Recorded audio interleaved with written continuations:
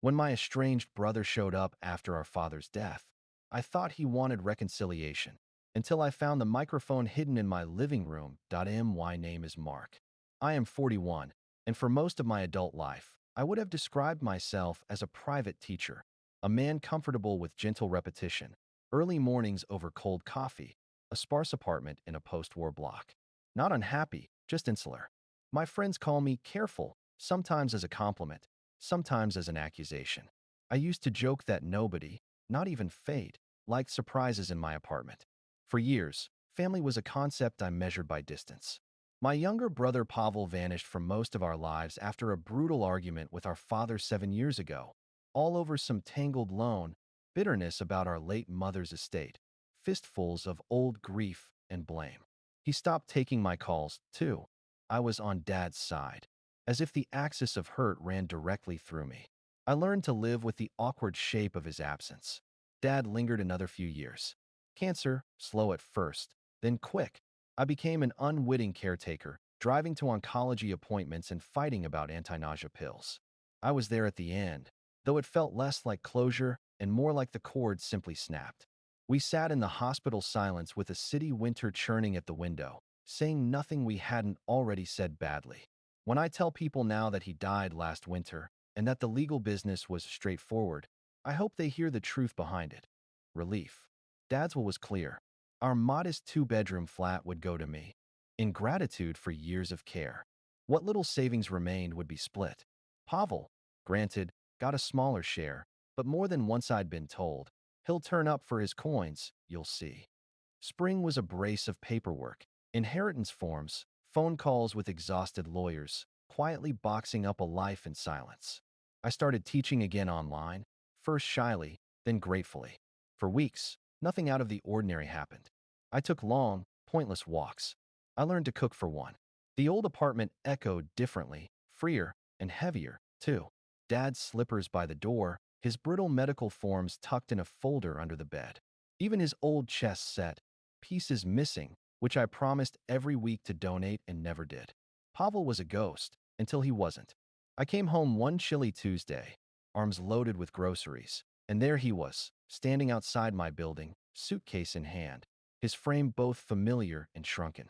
He looked older but also weirdly unchanged, like a forgotten photograph you've carried in your wallet. "Hey, Mark," he said, voice uncertain but almost warm. "Heard you finally got rid of the old man." Absurdly, I laughed. 7 years of estrangement, and of course he'd open with a joke. He shifted from foot to foot, rubbing his fingers together the way he did as a kid when he was nervous. "Can I come up? Just for coffee. Maybe to talk." We sat in my kitchen, slightly angled away from each other, picking at the ruins of old habits. Pavel apologized for a lot, and for nothing in particular. He was sorry he drifted, sorry for Dad, sorry that I'd been stuck with it all. For half an hour, we circled the elephant, Mum's estate, our childhood, the funeral I'd attended alone, Pavel's last words to Dad. All ugly things said in a moment. Man, you get it. I surprised myself by thawing.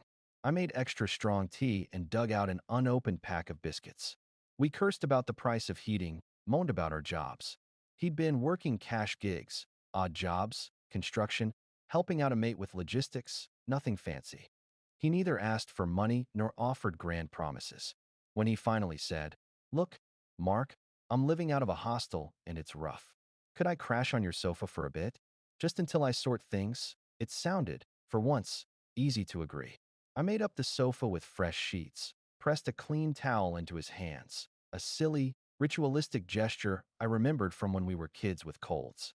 That night, I fell asleep listening to the quiet drone of Pavel's breathing from the next room. I felt, for the first time in an age, less alone. Days found their own pattern. Pavel woke early, sometimes disappearing for a smoke and a think, returning with bread and a newspaper like a surrogate husband from another life. We swapped stories about school, my picky online students, his half-invented disasters on warehouse shifts. In the evenings, he insisted on cooking. He still burned everything but made half-decent pasta and could scramble eggs the way our mom did. Sometimes, after dinner, we'd sort through Dad's old boxes together. He was sentimental, more so than I remembered, gently turning over family photos, even stacking Dad's medical paperwork with a quiet sort of reverence.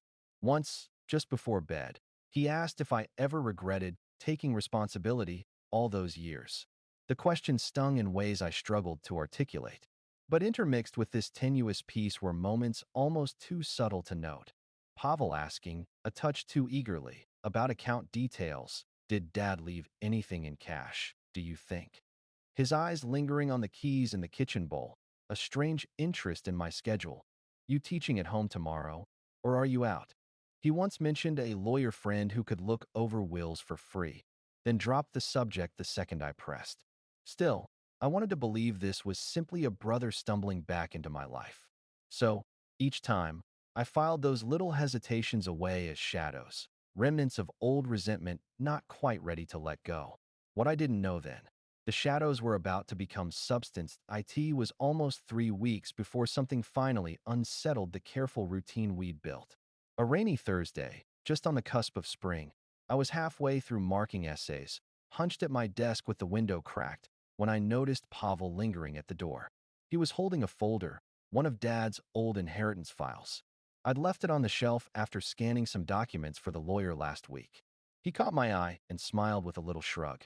Just looking for a payslip I might have missed. You mind? It was harmless, almost plausible. Still, I felt a strange twist in my chest. That night, after Pavel claimed he was too tired for dinner and retreated early with his phone, I leafed through the folder. A page was missing, an old bank statement, nothing dramatic, but not the kind of thing that would vanish on its own. I searched. Then I rationalized. Perhaps I'd misfiled it. Maybe Pavel got distracted and left it in his jacket by mistake. But small events began to stack up. A week later, I woke to the sound of whispering in the hallway. Pavel on his phone, speaking low and fast. When he saw me, he fumbled it away, grinning. Oh, just sorting some gig stuff. Don't worry about it. Another morning, I found him at my computer. Just wanted to check job ads. Hope that's fine, he said. There was an unusual window open, a PDF of Dad's will, which I'd saved on my desktop. I tried to keep my face blank, but my skin prickled. I closed the file and changed the password after he went out. It wasn't one big moment, just a series of tiny, oddly angled glimpses. The borrowed laptop, a checkbook left slightly ajar, my mail rearranged, unexplained calls asking about the paperwork regarding assets. Twice, a friend of his called the house looking for Pavel. Each time, they seemed to know exactly which room he was in. Every night my sleep grew shallower. Still, the icing on my anxieties came on a Sunday morning.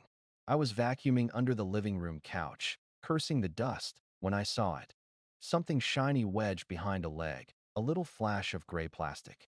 I reached in and retrieved a small black recorder, the kind you could buy for 20 quid at any electronics shop.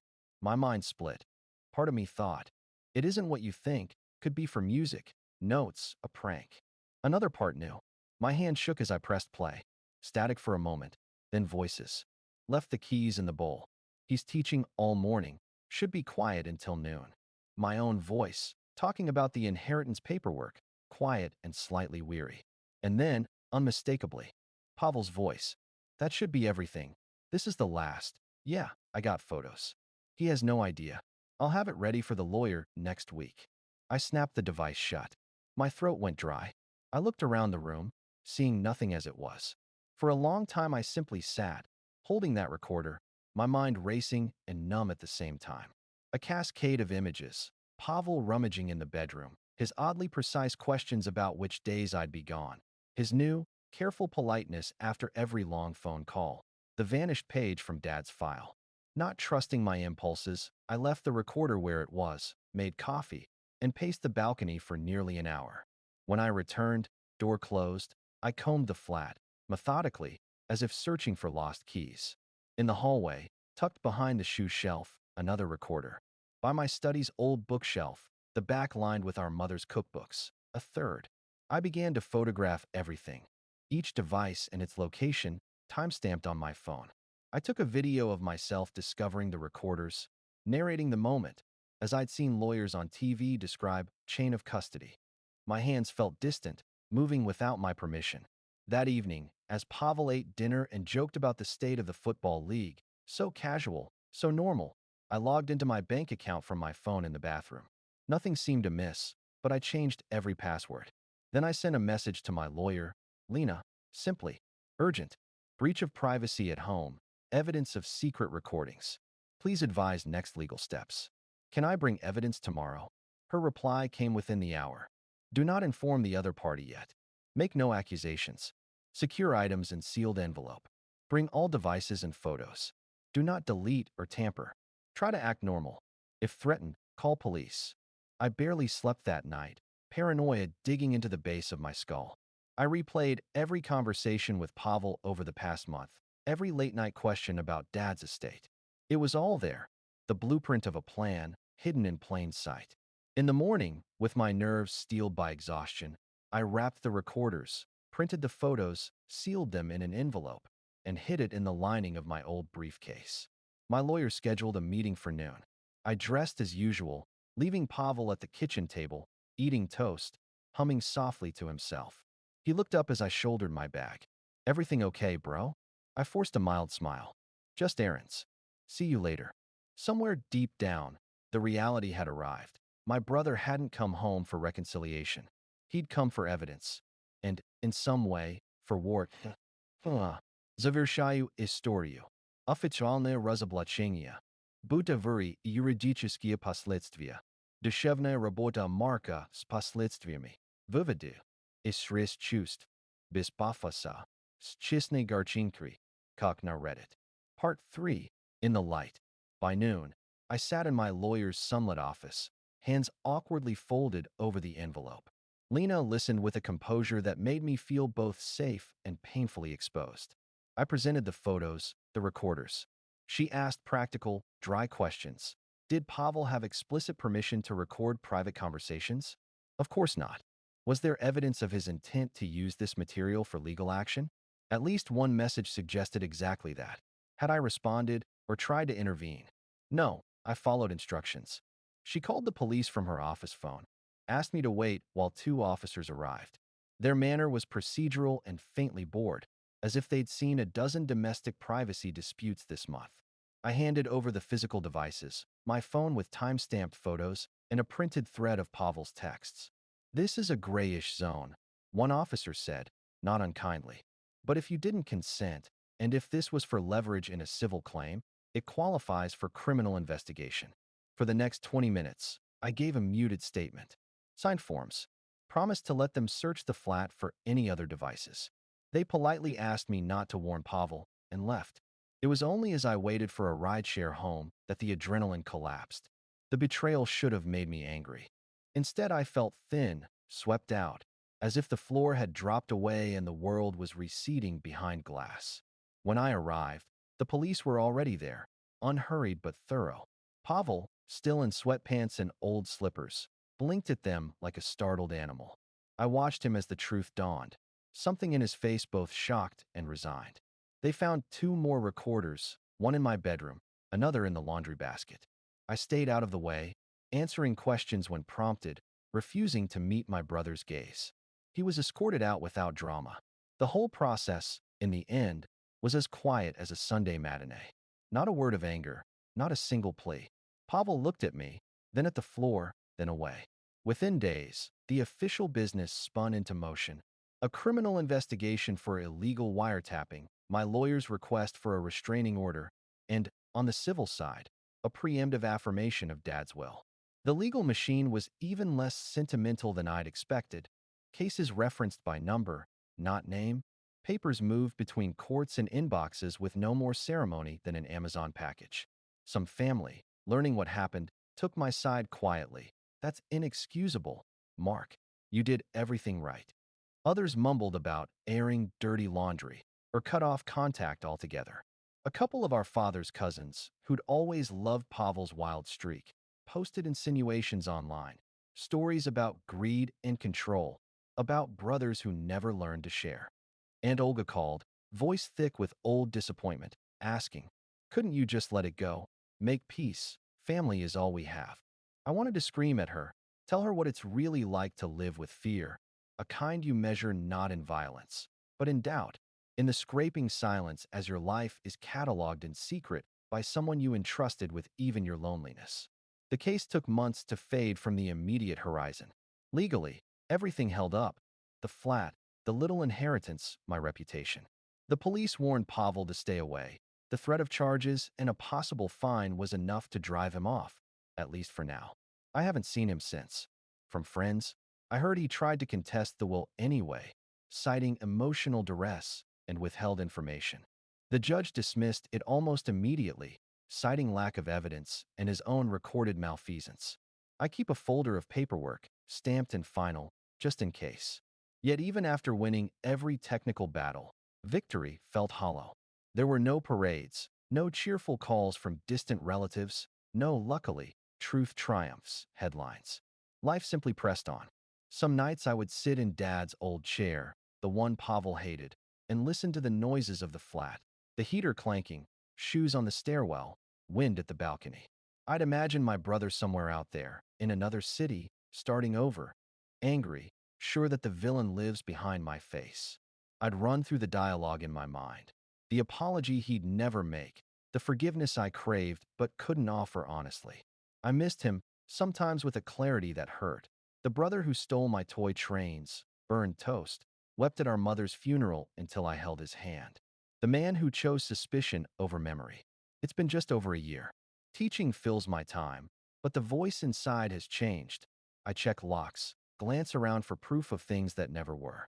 On weekends, I invite an old friend for tea, let the sun warm the kitchen, play music too loud. Sometimes my neighbor's child will ask, "Why are you alone?" And I quiet the answer. Because sometimes, keeping your peace means letting go of people who still live in your bones. If I've learned anything, it's that truth rarely feels like winning. Nobody leaves these dramas as the hero. You get your paperwork, your old life back, the dignity you never wanted to defend.